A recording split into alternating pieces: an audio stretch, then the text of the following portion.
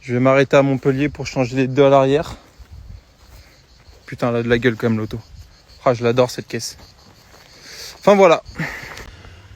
Bon les amis, vous le savez, j'ai acheté une M8 qui vient du Japon et bon, la principale modification à faire hors homologation, c'est de passer la langue du compteur et tout ce qui est instrumentation en français, parce que souvent on a le choix entre japonais ou anglais.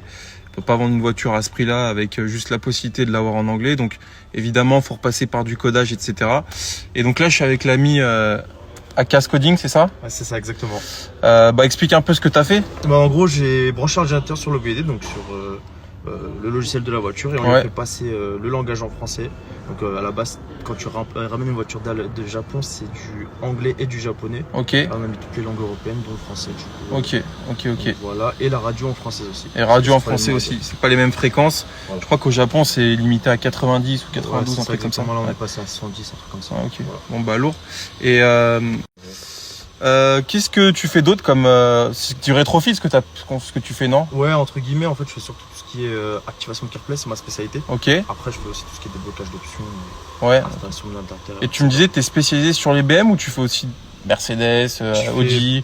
Beaucoup de Mercedes, pas mal d'Audi, beaucoup de Porsche aussi. Ouais, Porsche. Mais vraiment spécialisé BM. Ok. 90% de mes voitures, c'est des BM. Ok, lourd. Et combien ça coûte ce que tu viens de me faire? Bon, moi je sais combien j'ai payé, mais en vrai, on va dire aux gens combien tu factures un truc comme ça. Client là-dessus, pour un exemple comme la M8 là, importée du Japon, on est sur 300 euros. 300 balles? Voilà. Ok. Et ça, chez BM, c'est une question bête, ils peuvent le faire? Je suis pas sûr qu'en concession le fasse. J'ai un doute là-dessus. Je sais que le CarPlay ils le font pas du tout en concession. Ouais, ok. Mais sur ça j'ai un doute. Mais en tout cas voilà, je sais que ça sera toujours plus cher et bien sûr. ça sera quasiment sur un truc à 4 chiffres. Donc ça reste quand même plus intéressant. Vas-y, merci à toi en tout cas l'ami. Merci à toi frérot.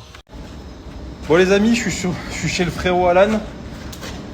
Monsieur Brochette dans le milieu. Salut. Il s'est équipé de nouvelles machines. Et ça tu me disais qu'il y en a très peu qui l'ont. Hein. Ouais, c'est assez rare. C'est ouf. Tour à jante numérique. Et donc tu refais toutes les jantes comme ça. Voilà. Donc il va refaire les jantes de mon C63, elles vont être neuves dans le paplard. Et tu bosses avec les particuliers, on est d'accord? Là tu viens de la refaire. Un rendu qui est... Putain, c'est ouf. Et elle était saccagée la bagnole ou pas? Oui, elle était bien saccagée. Et comment tu refais pour ça là par exemple? Tu es obligé de... Alors ça on l'a repeint avant. D'accord. Donc bon, ça c'est des essais qu'on a fait. Des essais, ok. Pour mettre au point ta machine. Ouais, exactement. Ça c'est ma canne. Ouais. C'est pareil. Attention. Et là qu'est-ce qu'on a? Ta jante de Taycan. De Taycan. Et je suis sûr que tu vas pouvoir la refaire, non? Ouais, on va essayer, mais elle est tordue. Elle est tordue? Ça va être un peu compliqué. Par contre frérot, il faut que tu t'équipes d'une clim là. Ça va pas du tout là. Putain, c'est ouf. Putain, mais c'est galère à faire ça, non? Combien tu prends pour refaire une jante en poli? C'est 140 hors taxe. 140 hors taxe? Sinon, c'est parce qu'en vrai, les carrossiers, ils font pas s'ils n'ont pas cette machine. Non. Tu faisais comment pour refaire tes jantes avant? Tu te fais chier. Tu te fais chier? Tu refais l'ancienne, mais t'auras jamais le même résultat. Ouais. C'est impossible. Putain, mais elle est belle la jante. Et là tu vas peindre au milieu? Non, là on peint pas. Mais là, on taille juste. Mais là, c'est blanc là, frère. Non, c'est là, elle est sablée déjà. Elle est prête à être vernie déjà. D'accord, ok. Ouais. Et le vernis donne une couleur? Ah bah non. Ton vernis, il va juste te remettre à niveau. Ok, j'ai compris. Ta brillance, etc. Ça, c'est ouf. Et donc toi là c'est sur ton activité de jante, tu vas le développer ça je suppose? Ouais. On va essayer de développer ça au maximum. Impeccable. Ton petit box. Allez les amis, je voulais faire une petite story parce qu'il y a plein de gens qui commencent à me dire ouais, quand on les envoie au Portugal les jantes ça coûte moins cher. Eh les gars, je vais vous dire 2-3 trucs. Le premier point c'est que ouais, au Portugal ça coûte 100-150 balles la jante. Mais là, ça coûte le même prix et vous bossez, vous faites, entre guillemets, vous contribuez à faire marcher une entreprise française. Vous êtes nombreux à me suivre parce que, vous aimez bien peut-être, entre guillemets, la réussite, attention, hein, il y a des gens qui ont bien mieux réussi, mais le fait que ma société se développe, etc., ça vous plaît de voir ça. J'aime pas beaucoup l'état d'esprit qui vise à dire je fais bosser les Portugais plutôt qu'un mec à côté de chez soi. J'ai rien contre les Portugais, sachez-le. J'adore le Portugal, mais normalement entre faire refaire une jante dans une ville auprès d'un carrossier, et je dis pas ça parce que c'est mon pote, hein, je dis ça parce que c'est ce que je pense. Mais au bout d'un moment, il y a des entrepreneurs qui se cassent les couilles à acheter des machines, à s'endetter, à recruter, etc. Il faut participer à ça, tu vois ce que je veux dire. Surtout que bon, encore une fois, c'est pas comme s'il prenait 300 € la jante et le Portugais il prenait 100 €. Non, il y a un écart de 20 ou 30 €. Donc t'es gentil, mais tu vas chez ton carrossier et tu le fais bosser plutôt que d'aller faire bosser un mec à l'autre bout de l'Europe. Donc voilà, c'était la petite réflexion que je voulais donner. Et autre chose, les amis, donc là le petit C63 que je vous ai montré, 60 000 km, c'est un Fasin, vous l'avez vu, il est magnifique. Il va être vraiment neuf. Là, je refais faire vraiment tout comme d'origine.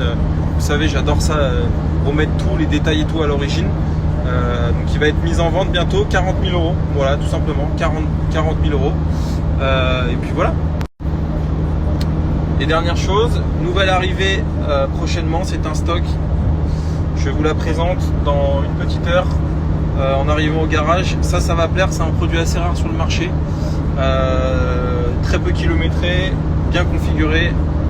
Les amis, à vos virements. Bon les amis, j'espère que vous allez bien. Il fait une chaleur, je vous raconte pas. Beaucoup d'arrivées aujourd'hui chez Gabriel. Bon, Transac, j'en parle pas parce qu'on vend 5 voitures par jour, c'est pas des blagues. On est en train de péter tous les scores, c'est fou. J'ai fait plus d'argent avec Transac qu'avec Gabriel ce mois-ci, c'est officiel. Et j'ai pas déboursé 1 €, c'est dingue. Bref, les amis, donc on vient de récupérer à la vente une 308 GTI, c'est un stock. Elle est vraiment neuve dans le papier, les jantes. Il n'y a pas une rayure sur la voiture. C'est une phase 2, donc c'est une version avec les nouveaux écrans GPS, enfin un peu relifté. Hop. Vous avez l'état de l'intérieur. Elle a que 49 000 km, elle sort de révision chez Peugeot. Voilà, elle a les sièges massants, le Denon, elle n'a pas le toit panneau, je le dis d'avance. Elle est très soignée, et ça je vais l'afficher 23 990. C'est un peu en haut du marché, mais en vrai elle est très peu kilométrée. Elle est vraiment belle, full suivi, donc voilà, si quelqu'un veut une 308 GTI de qualité. Il y en a une ici.